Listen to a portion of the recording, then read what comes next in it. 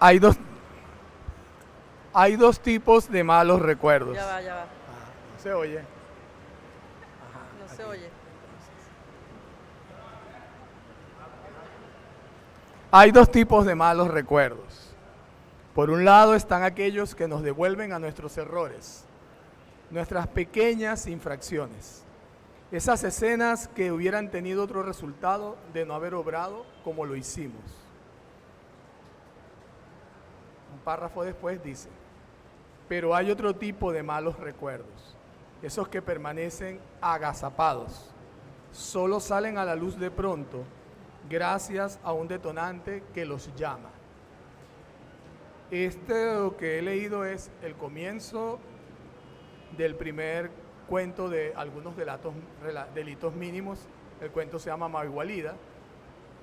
La primera parte de este libro, de hecho, está dedicada a personajes y los cuentos se titulan con el nombre de alguien. Y quise empezar por aquí no solamente para llamar la atención sobre lo que pareciera prometer un libro que comienza diciendo que hay dos tipos de malos recuerdos, sino por el hecho de que en general, a medida que uno se va moviendo entre estos cuentos, se da cuenta de que pasan unas cosas, podríamos decir, extrañas, con el despliegue de lo que pareciera ser una conciencia inquieta por recuerdos que no siempre son recuerdos propios o no siempre parecieran ser recuerdos propios, sino que parecieran ser elaboraciones para hablar de cosas que podrían haber sido o no si las hubiese vivido de otra manera. Lo curioso es que a medida que el libro avanza, por lo menos en la parte de los personajes, uno tiene la sensación de que a veces está hablando un testigo, alguien que mira a través de un vidrio y que tiene de algún modo la seguridad o la tranquilidad de que como hay un vidrio por el medio, a pesar de que está viendo todo eso y lo está viviendo, eso no va a llegar hasta acá. No sé si eso es la autora del libro o eso es la voz que narra los cuentos. Pareciera ser la voz que narra los cuentos. El asunto es que en algunos casos la voz que narra los cuentos cambia, porque se pierde ese artificio o ese dispositivo de seguridad del vidrio y pareciera que quien habla está metido allí, como que es un asunto suyo, muy personal. Y eso me sirve para comentar el hecho de que en general, incluso cuando vamos a la segunda parte del libro que se refiere ya a los delitos, se llama así, delitos cotidianos,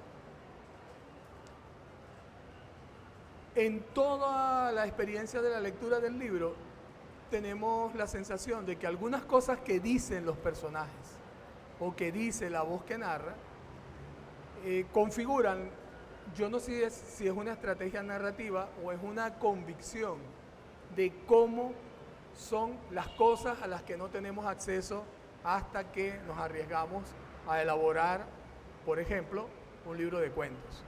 ¿Qué quiero decir con esto? Sí. Que suena tan raro. Sí, yo no entendí. En este libro yo percibo una necesidad de encontrar una vía de ida, no diría que al pasado, sino una ida de regreso a cosas que se vivieron y que por alguna razón no es que se quieran volver a vivir, sino que son cosas que parecieran haber quedado no resueltas en algún punto y necesitan un cierre. Y de esa manera, en cada uno de estos cuentos van apareciendo unos asuntos que parecen nimios a veces son terribles, como la primera historia, que es la recuperación en la memoria de la experiencia de abuso sexual de una niña, pero que no es que quiere recuperar eso en la memoria, sino que a pesar de que en su conciencia ha logrado ocultar eso, es decir, ha construido o ha generado una suerte de amnesia. Un día se encuentra con el primo, además el pariente que abusó de ella, y se da cuenta de que su cuerpo no puede olvidar lo que alguna vez ocurrió. Y entonces se activa una suerte de dispositivo para volver a un momento de la vida que no está en el pasado, como se creía, sino que la única forma de volverlo a ver es imaginarte que volviste al pasado. Entonces, de esa manera, pareciera que esa conciencia que está hablando aquí busca restituir en el presente algo que siente que se le ha perdido, o algo que no se había dado cuenta de que se le había perdido o que no había resuelto. Eso está prácticamente en todos los cuentos que habla de los personajes.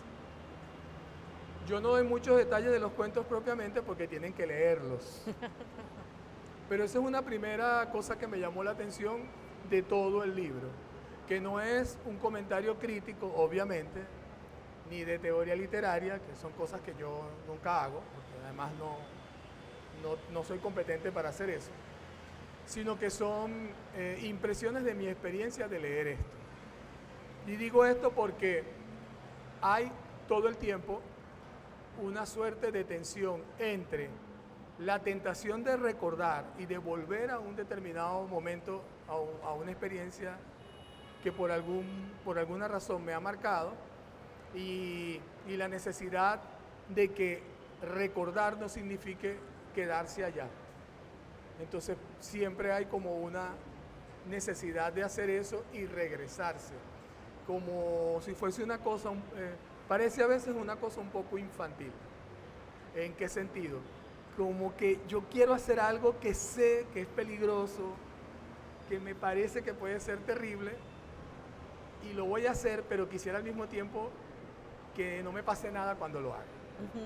Entonces, eso aquí es una cosa muy, muy significativa, porque los personajes que están aquí no se definen, no están construidos descriptivamente para decir es así o es asado, nació en tal parte o no, sino que son personajes que están conectados por alguna razón con algo que ocurrió con ellos o con ellas en algún momento, y en el momento en que se conectan con eso, pareciera que fuera a ocurrir algo, eso es muy interesante, y en algún momento como que eso se desactiva y la historia baja su intensidad, pero suele conducirnos a una serie de preguntas y de reflexiones que, vuelvo a decir, no sé si son de la autora o son de esa voz que está allí, que muchas veces no es, insisto, la misma voz, parecieran voces diferentes. Entonces, desde el punto de vista formal, uno pareciera estar en presencia de más de un narrador o narradora en el libro, porque a veces, como decía, el narrador es muy distante, cuenta, como decía, como si estuviera mirando algo desde un lugar donde se siente protegido, y otras veces no, otras veces incluso tiene mucho peso la primera persona, la autoconciencia. Estoy hablando de mí mismo o de mí misma. Hay, por ejemplo, cosas que parecieran estar ancladas en lo que uno llamaría la vida real, es decir, en anécdotas, en cosas de la vida real, de la historia personal, como la historia del padre de Patricio en Petare. Y sin embargo, hay una manera de entrar en la psicología, en el espíritu, en el tormento de este padre, que es una persona que llegó a Chile alguna vez desde Irlanda, y como dice aquí, con la bendición de su madre, porque así no iba a perder a su hijo en Belfast, en aquellos terribles años de la guerra en Irlanda, y que cuando llega a Chile termina desaparecido y encarcelado a raíz del golpe de Allende, y luego viene para acá. Y es muy interesante la manera como se logra no desactivar ni desaparecer el referente muy, muy concreto, muy directo de lo que quienes conocemos a Carolina, por ejemplo, sabemos que es un momento de su vida personal, para convertirlo en un relato sobre el drama de esta persona, y eso lo resuelve en probablemente 10 o 15 líneas en el relato. Es decir, el relato no pone el foco allí, pero termina convirtiendo ese drama personal en un elemento muy importante del que no nos podemos desprender. Y allí tiene mucho peso un elemento que en estos textos también lo veo que puede que sea, y seguramente lo es, un recurso narrativo, pero me parece que tiene otra naturaleza, que es algo que tiene más que ver, como decía, con una conciencia que se manifiesta aquí, y es el recurso del sueño. Aquí hay varias situaciones en las cuales los personajes sueñan, y cuando sueñan también se producen allí unas cosas que cambian el sentido o la orientación del relato que uno cree que está leyendo, e incluso hay uno de los personajes que sueña que le han robado los pantalones y está yendo a trabajar, y ese personaje dentro del sueño reflexiona y dice, es que esto debe ser un sueño, esto no puede ser real. Pero el sueño, que en estos relatos, como digo, aparece, es un elemento que aparece allí, detona o activa cosas que le dan una carga muy particular a estos relatos, porque estos relatos aparentemente, o digamos desde el punto de vista de lo que es obvio, lo que uno puede constatar, son relatos de la vida cotidiana. Son relatos de escenas a veces, situaciones, generalmente situaciones pretéritas, es decir, reconstrucciones o recuperaciones, o podríamos decir incluso en algunos casos malestar por un recuerdo que vuelve a instalar en mí alguna inquietud que yo no quería.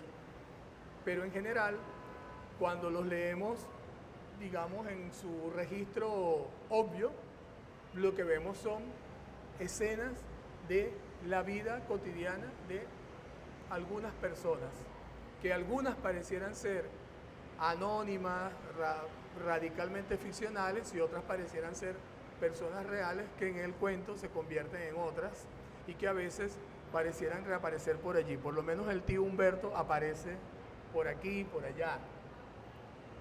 Pero yo digo todo esto simplemente para llamar la atención sobre lo siguiente.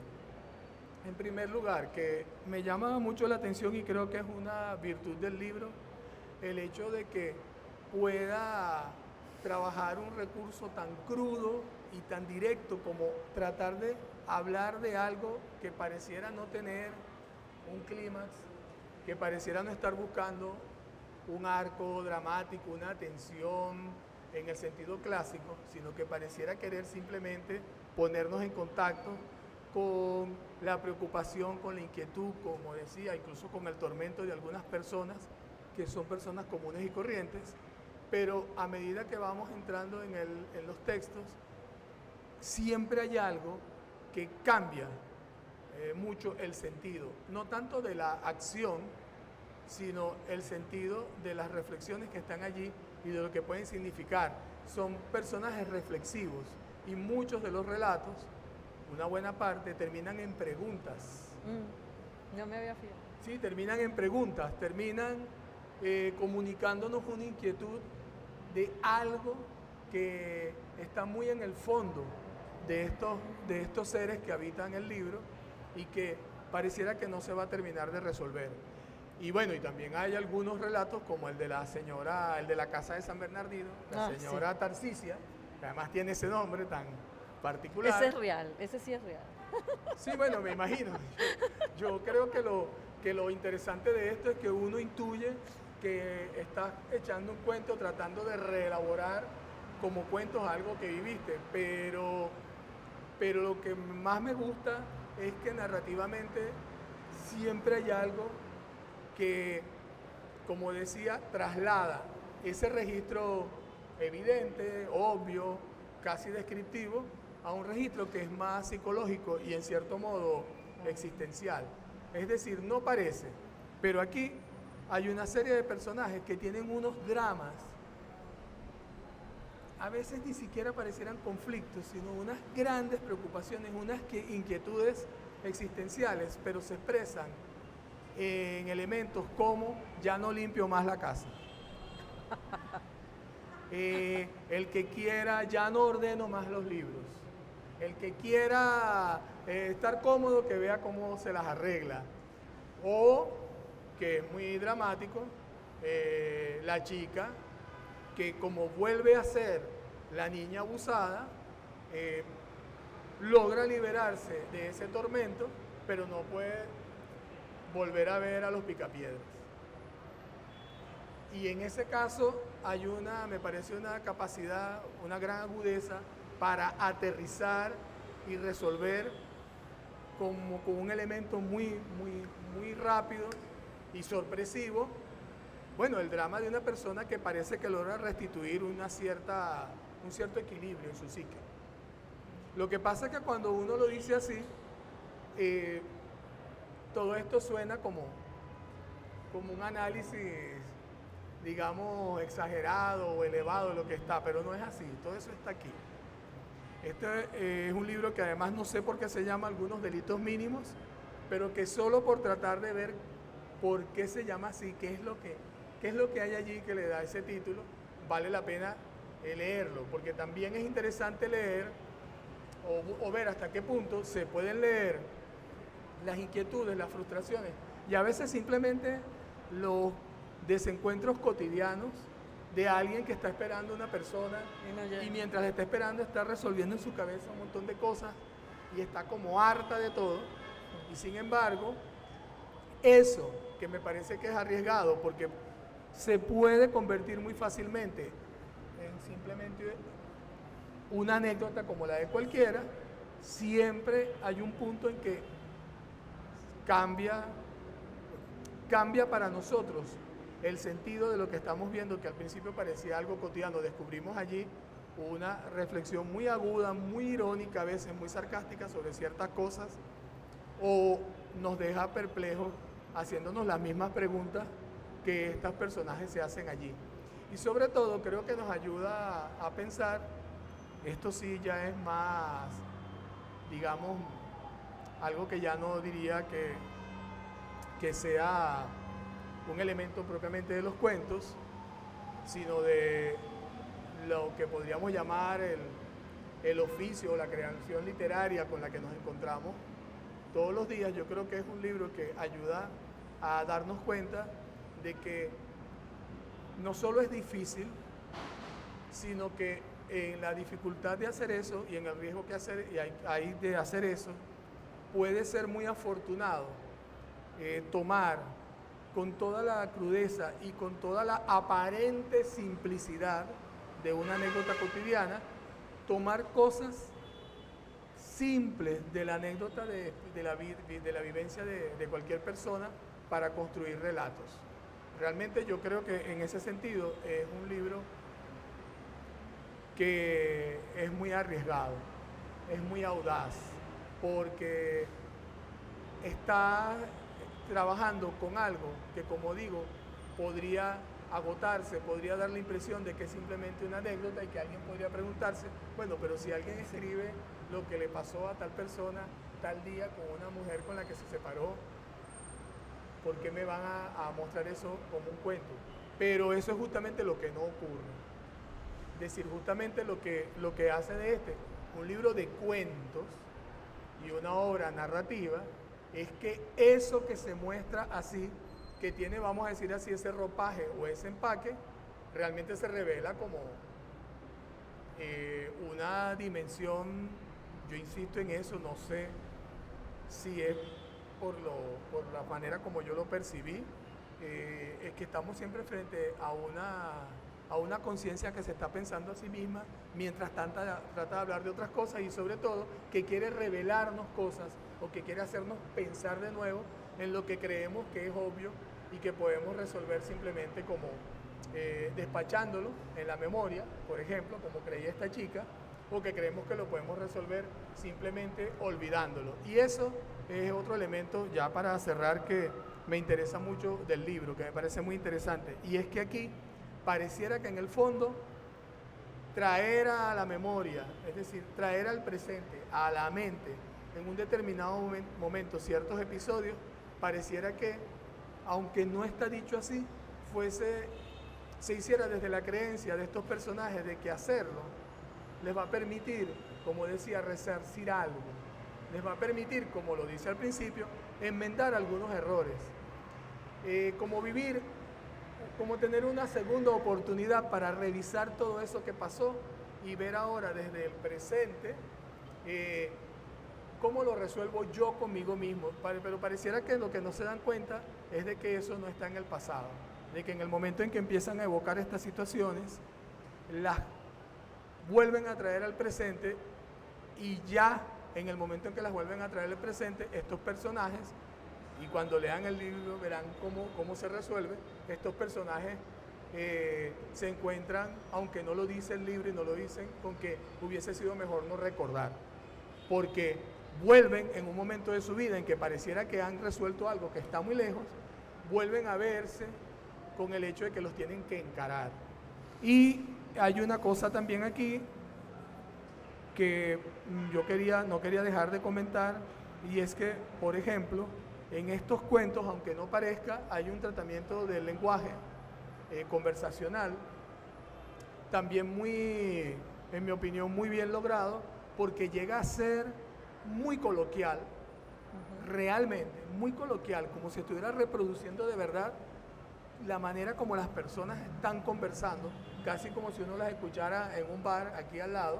De hecho, uno de los cuentos aquí transcurre en un bar de chinos. A que los chinos. En un restaurante chino, y es muy bueno, eso está muy bueno. Pero quería decir que así como recurre a eso, aquí hay un cuento que se llama ¿Recuerdas a Karel Kosik?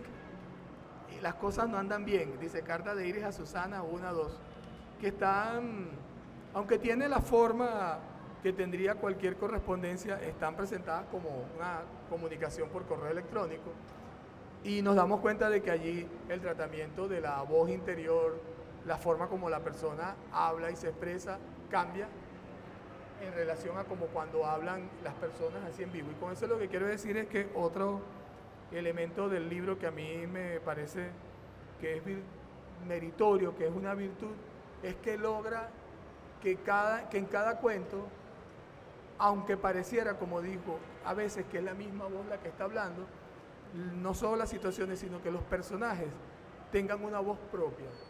O sea, las palabras, la forma como se dicen unas cosas en un cuento y como se dicen en otras, son propias de esos personajes.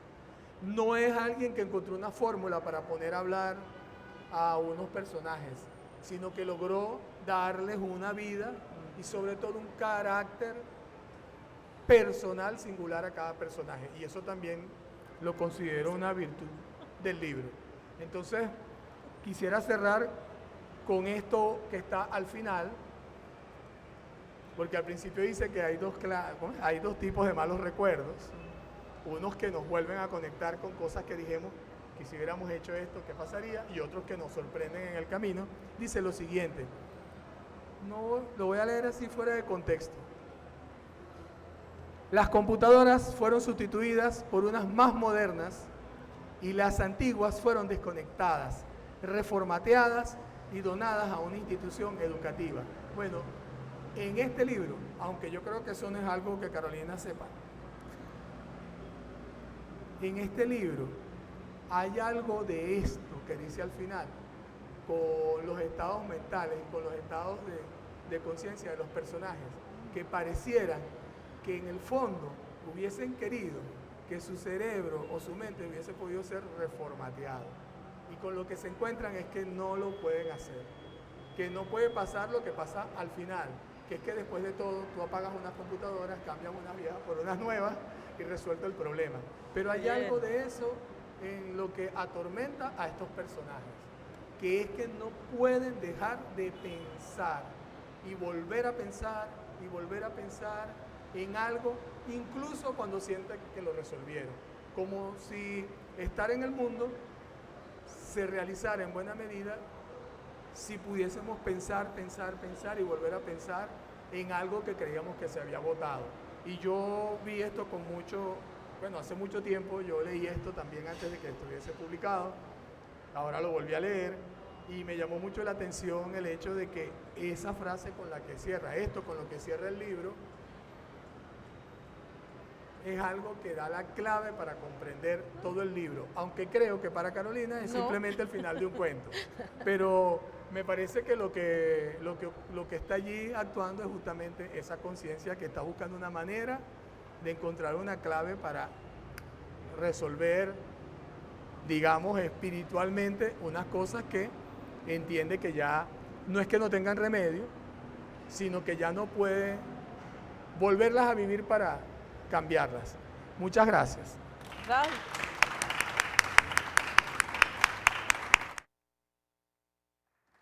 Bueno.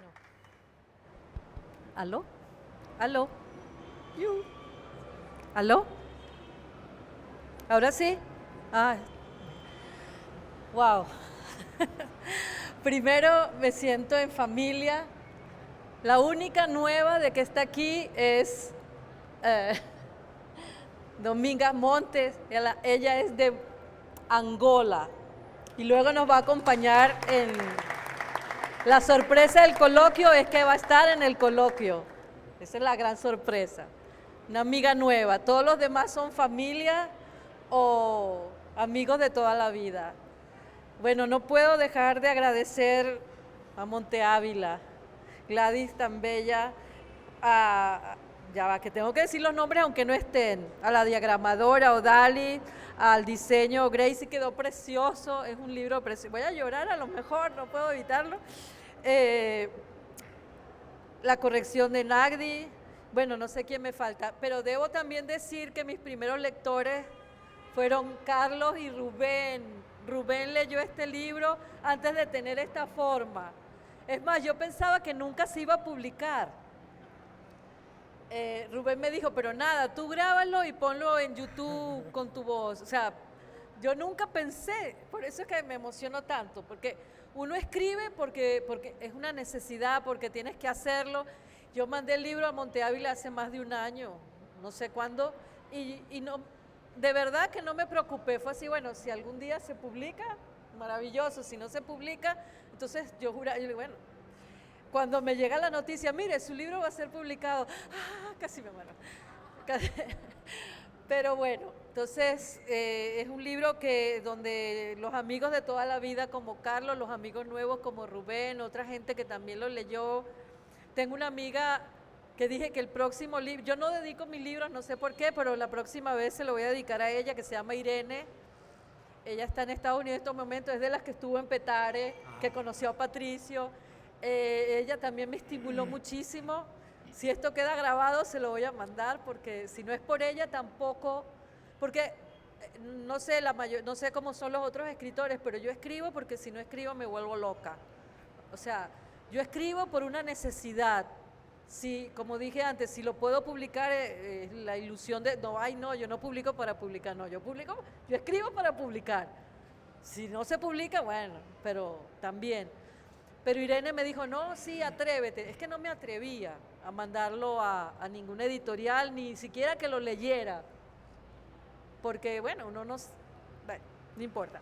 Te voy a decir por qué se llama Delitos Mínimos. No, porque después no lo van a leer. O les voy a decir a todos. Yo creo, bueno, voy a leer el epígrafe de donde lo tomé, que es de Juan Calzadilla, que es uno de los poetas que yo más admiro. El ojo del delito nos ilumina. Todos llevamos por dentro el delito. Algunos disfrutan aplazándolo, otros aguardan a que madure la idea de cómo perpetrarlo y salir ileso del intento. Otros meditan a diario sobre la suerte que correrían de ser descubiertos. Y otros piensan que el éxito en el ensayo haría de ellos seres excepcionales. La mayoría, sin embargo, sabe de sobra que no haberlo cometido es la causa por la que no duermen tranquilos. Juan Calzadilla. O sea, yo pienso, aunque no aparezca aquí, en el fondo, tanto los personajes como los cuentos de algunos delitos cotidianos se sienten que están cometiendo un delito, o por lo menos quisieran cometerlo. Entonces, de alguna eso es muy católico, apostólico romano. Siempre está uno sintiéndose como culpable, pero al mismo tiempo queriendo transgredir. Entonces, de ahí la idea del delito mínimo. Pero lo bueno es que no es obvio, Bueno. sino que uno se va dando cuenta, como decía, de que alguien empieza a recordar algo y quiere entrar en ese recuerdo, es como que quiere volver a estar allí, pero al mismo tiempo lo hace porque de algún modo siente que está protegido, porque ya pasó. Y sin embargo, creo que en general no termina siendo tan exitosa esa incursión en la memoria, sino que no, digamos, no están a salvo.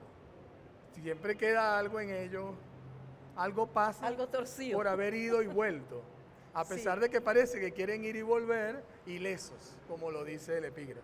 Sí, bueno, tengo a dos víctimas de no limpiarla. ¿Cómo es? No quiero limpiar más. El que quiera casa limpia. Está Julio, que sufre las consecuencias, y César de ese. Eso sí, porque a ver, todo esto estaba en la mente, todo eso estaba en muchos papelitos, todo está, pero para poder escribir uno necesita tiempo. Entonces llega un momento en que uno se encierra, o me levanto muy temprano y de verdad que se caiga la casa, porque si no, dígalo ahí. Claro, esa sí es una reflexión que evidentemente mía, pero en otras partes sí, o sea, traté de experimentar también la posibilidad de escribir con la voz masculina. Ya me dirán los chicos si lo logré o no lo logré.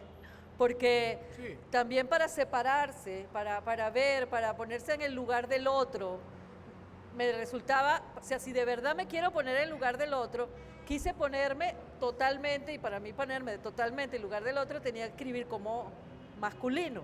Entonces traté de hacer eso.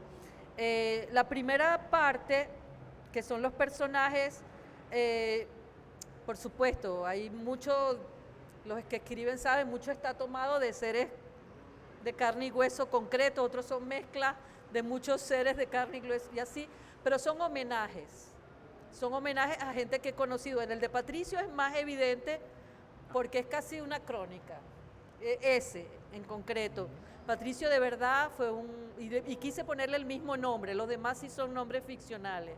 Patricio fue un sacerdote que de verdad vino de Irlanda, y él decía, mi mamá, imagínate, mi mamá creía que me estaba salvando cuando vine a América, porque estaba todo aquello de la lucha de Irlanda del Norte.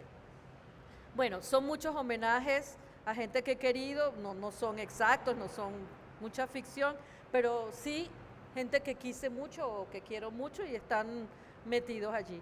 Y los delitos, los otros delitos mínimos, delitos cotidianos, son como, es que a lo mejor lo que uno, como errores más que delitos, son como errores que sienten las personas, entonces te sientes culpable, entonces son un delito.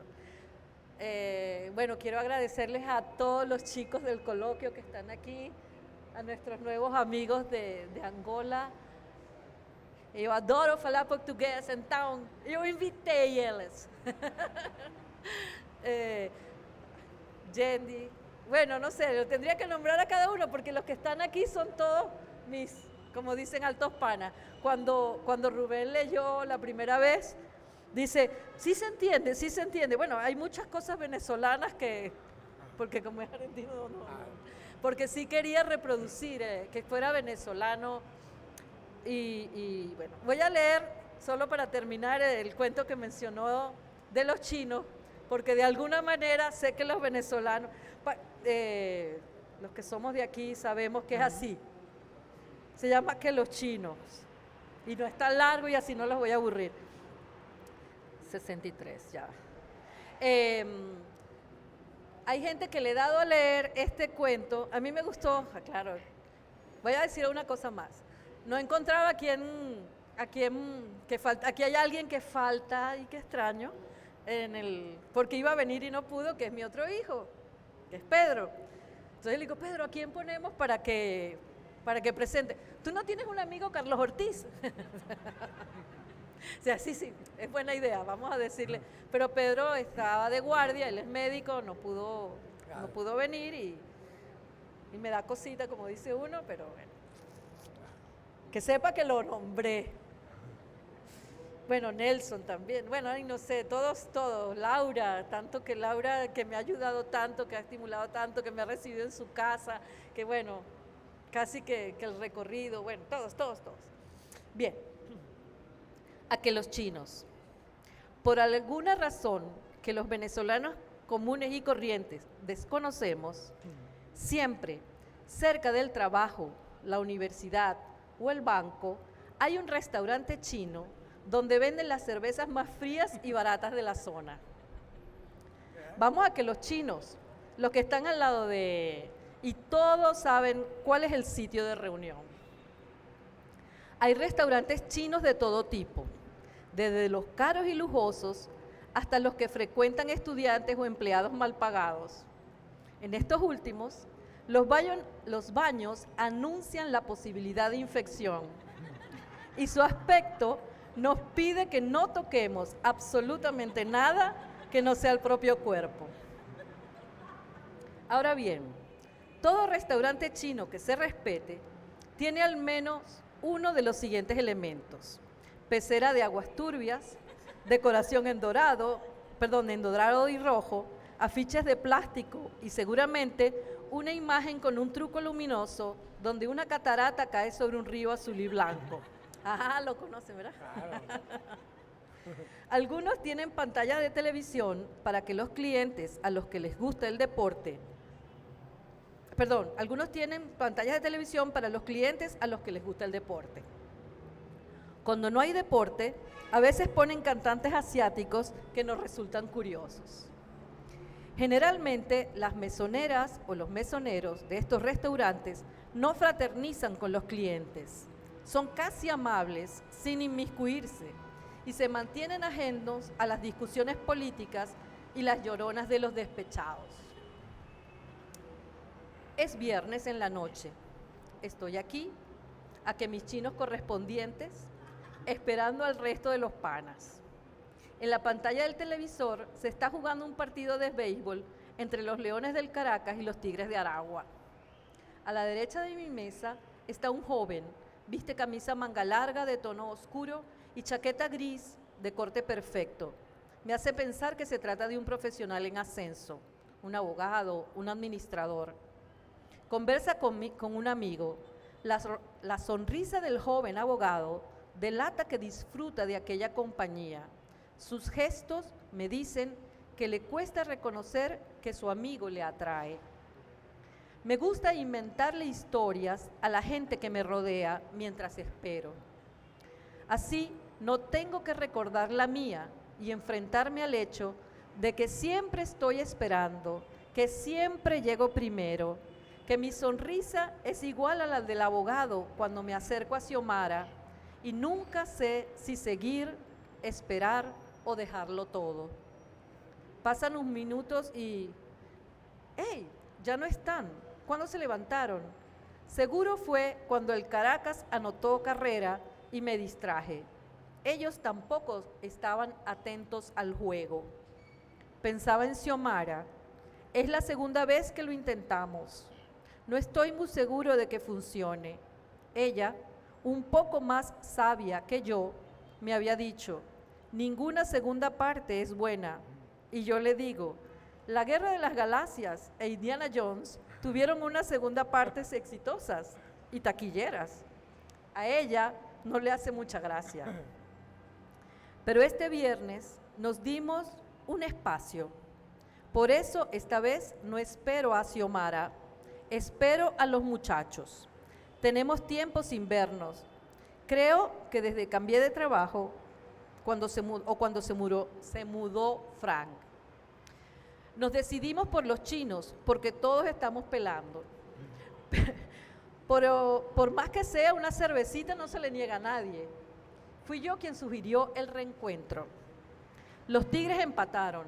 El estadio se viene abajo y los de la mesa de la esquina celebran como si hubieran atajado un jonrón. La verdad es que no sigo la temporada de béisbol. Me importa poco, ni siquiera tengo un equipo preferido. Para algunos compañeros de trabajo, ser hombre y no tener interés por el deporte es algo así como un delito o tal vez una aberración. Acaba de llamar Frank, no viene. Su esposa lo llamó al trabajo porque uno de los niños tiene fiebre. Nadie debería enfermarse los viernes en la noche, y menos un niño. Un grupo de jóvenes, casi adolescentes, acaba de entrar. Se sentaron demasiado cerca de mí. Son ruidosos y desordenados. Sí, ya me estoy volviendo algo mayor. Comienza a molestarme el ruido. Imagino que antes ni me daba cuenta. La joven asiática que me atiende ha dado más vueltas de las necesarias alrededor de mi mesa. Según el código restaurancinístico, debería ordenar otra cerveza, pero quería esperar a los muchachos.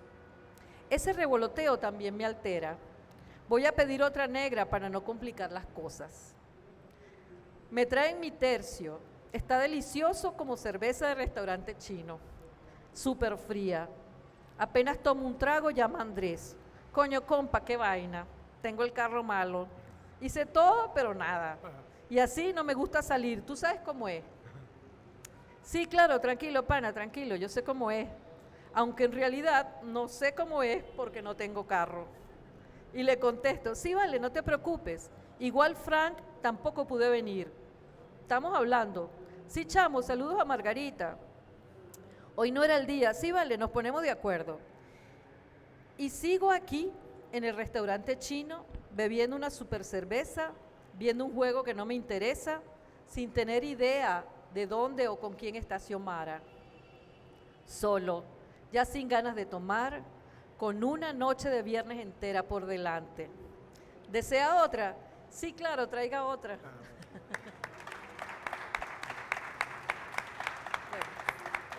Restaurante chino. Hemos terminado. Bueno, como vieron, lo del cuento del restaurante chino era verdad, es muy bueno. Y lo que les decía, en general en los cuentos hay ese trabajo de lenguaje, de todo lo que en los cuentos es conversacional, es muy bueno, porque tiene un tono coloquial que no solo no hace ruido, sino que de verdad es envolvente. Creo que está, por eso decía, no digo nada de los cuentos porque tienen que leerlos y vale la pena. Muchísimas gracias. Gracias a todos por venir, de verdad. Vamos ahora. Julio y César. Venga, vamos a bautizar el libro.